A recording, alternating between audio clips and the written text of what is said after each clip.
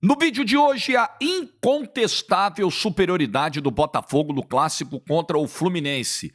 E vai começar tudo de novo, o Botafogo vai liderar, vai disparar, e aí vai ficar aquela dúvida, será que mantém, não mantém? Eu não sei se vai repetir o filme de 2023, se vai ser diferente de 2023.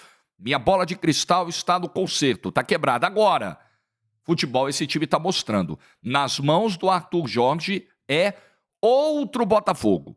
E o Fluminense, nós estamos em junho.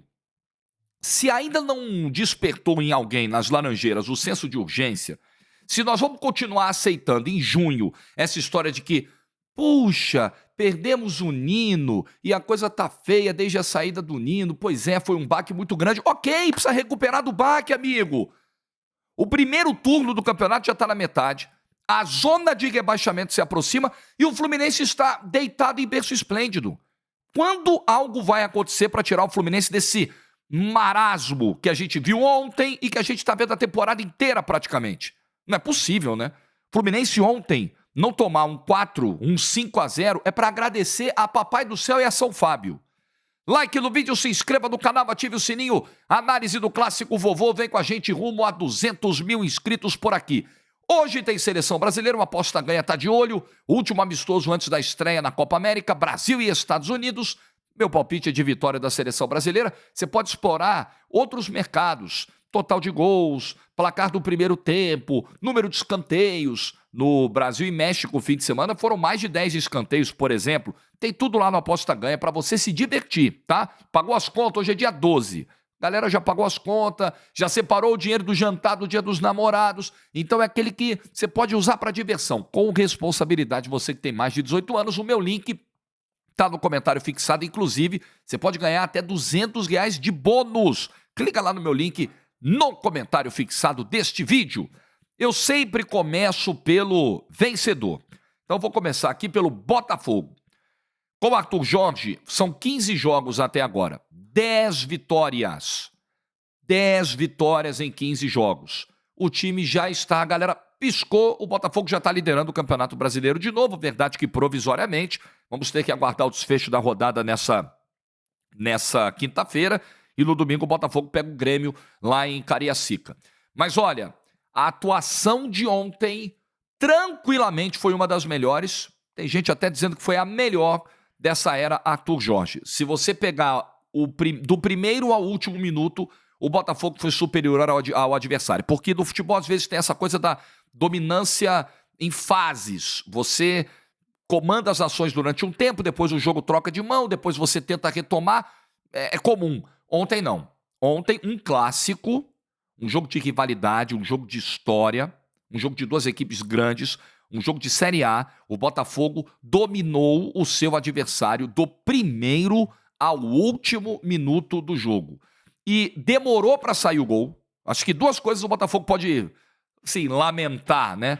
Demorou para sair o gol do Bastos no escanteio aos 21 do segundo tempo. Esse gol já era para ter saído muito antes.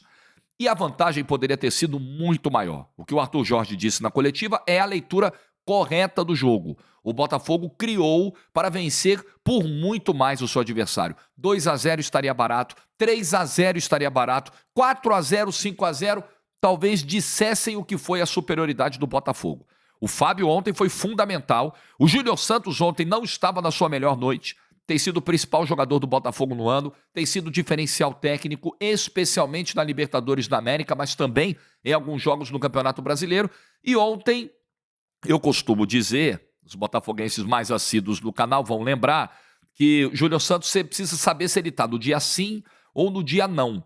É um jogador que tem essas oscilações técnicas, nem físicas, nem táticas, nem de produção, mas técnicas. Tem dia que a bola do Júnior Santos sai com mais refino, tem dia que o capricho não é tão grande. Ontem ele perde 2 gols cara a cara, uma finalização na trave e outra para fora, uma em cada tempo, impressionantes.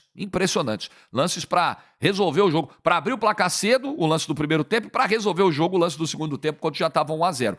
Então, apesar disso, assim, isso não vai tirar o brilho da partida do Botafogo, da grande partida defensivamente do Bastos. O Barbosa também acompanhando o nível, mas o Bastos num nível superior, inclusive sendo premiado com o gol da vitória, do belo trabalho do Tietê, ajudando na construção e principalmente fechando o lado direito do Fluminense, que se criou muito pouco com o Samuel Xavier, que se criou muito pouco com o Marquinhos. Coletivamente, um time que funcionou muito bem. O Tiquinho fazendo, o jogador que está voltando, a gente sabe, fazendo aquele trabalho de pivô, de escorada, de servir os pontas. Foi uma bela partida do Botafogo, contundente, ofensivo, a cara do Arthur Jorge. O Arthur Jorge chegou e a gente falava, poxa, esse cara gosta de botar o time pra frente, hein? E ele chegou no momento em que o Botafogo era uma água na defesa.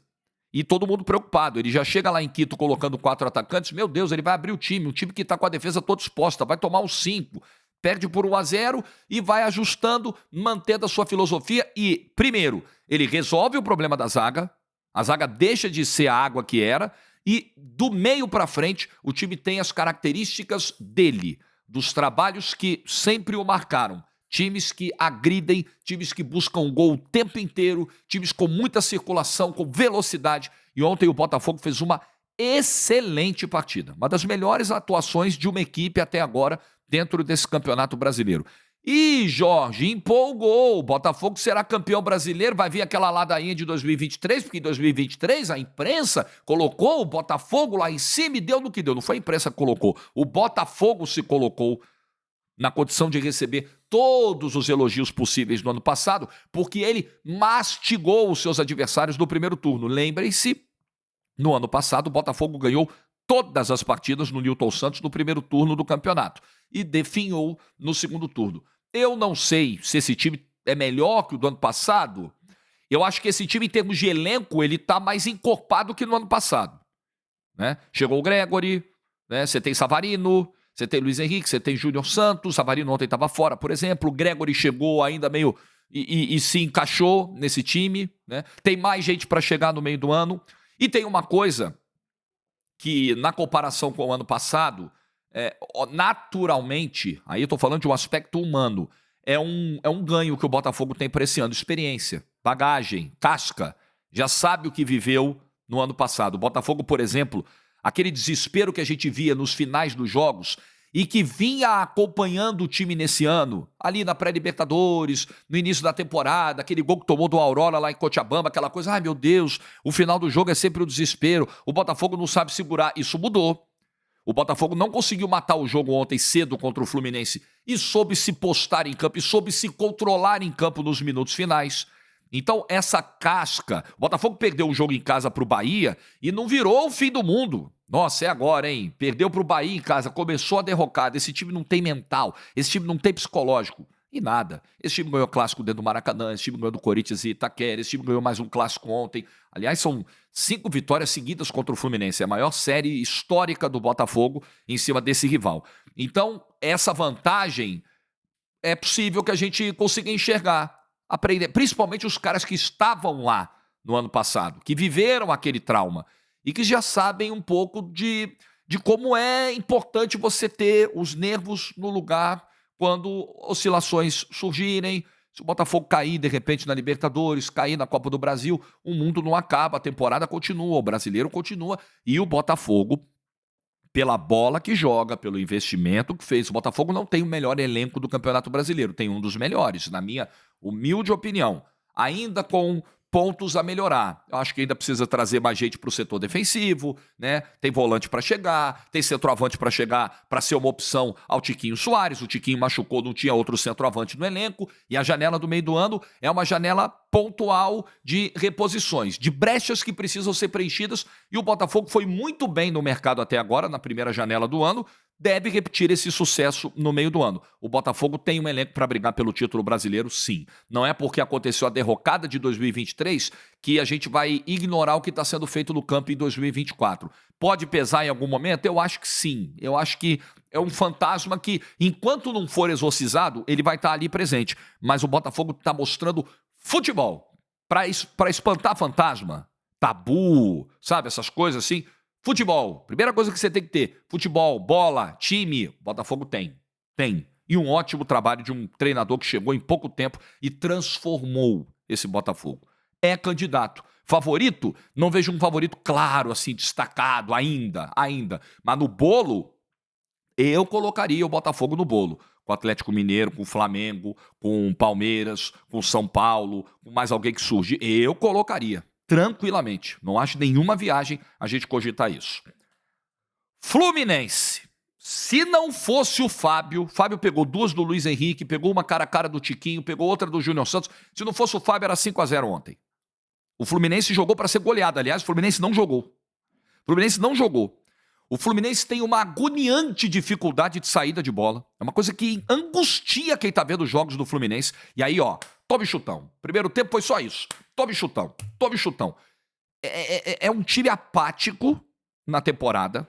E aí, o jogo de ontem, ele é um pouco do resumo da temporada.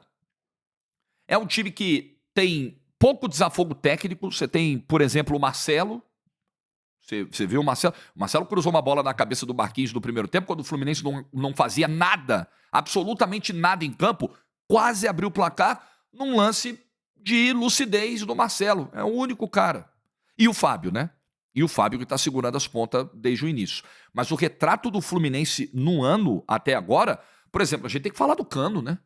Eu não consigo entender mais a função, o papel que o Cano desempenha em campo.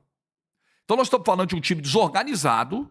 Você olha, inclusive eu estava vendo até o mapa de calor do Cano. Teve algum site que postou, eu estou tentando abrir a aba aqui de novo e não estou conseguindo achar. Mas assim, você vê várias vezes o Cano entre os volantes do Fluminense e participando menos do ataque e menos posicionado para receber bolas no ataque. Eu não consigo entender e gostaria que o Fernando Diniz explicasse qual é a ideia nessa movimentação do Cano em campo, estando longe do gol. E o Cano é aquele cara que finaliza de tudo que é jeito, é aquele cara que tem uma capacidade de colocar a bola para dentro do gol como poucos, e quanto mais distante estiver do gol, evidentemente, mais o Fluminense se distancia de machucar os seus adversários. Defesa do Fluminense, peguei o número defensivo aqui. Perdemos o Nino, é complicado e tal. Sem dúvida. Tomou 20 finalizações do Botafogo. 19 ou 20, foi 20-6. 20-6. Foram 20 finalizações do campeonato. Fluminense tomou gol em todos os jogos do campeonato. Todos. Segunda pior defesa do campeonato. Junto com o Vasco e empatado com o Vitória. Tomou 14 gols em 8 jogos. Daqui a pouquinho, são 2 por jogo de média. Quase 2 gols por jogo de média. E vários gols de bola aérea, como ontem, por exemplo. Continua sendo um problema do Fluminense a bola pelo alto. Ninguém subiu com o Bastos ontem na cobrança do Damian e o gol do Botafogo aos 21 do segundo tempo. Gente, nós estamos no dia 12 de junho. Não é possível. Aí o Diniz vai para a coletiva e, ok, o Diniz foi o diagnóstico que ele deu na coletiva. Estou até tentando pegar aqui exatamente o que ele fala. Eu tinha lido aqui antes do programa. Aqui, antes da gravação, ele diz aqui: o time está devendo. Tá, o time está devendo, ok, mas o que está sendo feito para mudar esse panorama? Porque o time está devendo em junho, ficou devendo em maio, em abril, em março, em fevereiro. O time está devendo o ano inteiro. O time está correndo o risco de entrar na zona de rebaixamento. O time ainda não conseguiu. O Nino foi embora, pesa muito, pesa. O Fluminense tem que achar uma solução.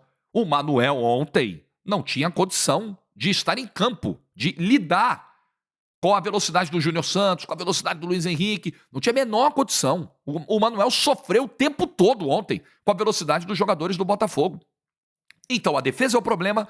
A desorganização do time é um problema, citado aqui, representado, por exemplo, nesse papel que o Cano faz em campo, que eu nem sei se o próprio Cano entende qual é o papel dele hoje em campo, e a apatia desse time. E como esse time ontem via o Botafogo ir pra cima, encurralar, botar o time pra trás, criar, mandar a bola na trave, fazer o Fábio promover milagres, e o time se comportava como se tivesse tudo bem.